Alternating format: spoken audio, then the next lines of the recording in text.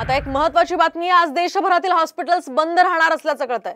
कोलकात्यामध्ये महिला डॉक्टरवरील बलात्कार आणि हत्या प्रकरणामुळे संपूर्ण देश आता हादरलाय आणि याच घटनेच्या निषेधार्थ इंडियन मेडिकल असोसिएशनने आज देशव्यापी संप पुकारलाय। त्यामुळे देशभरातल्या वैद्यकीय सेवेवर याचा मोठा परिणाम दिसून येणार आहे। तर रुग्णालय सेफ झोन म्हणून घोषित करण्याची सुद्धा त्यांची मागणी आहे। यासह डॉक्टरांच्या सुरक्षेसाठी कायदा आणला पाहिजे अशी ही डॉक्टरांची एक मागणी आहे।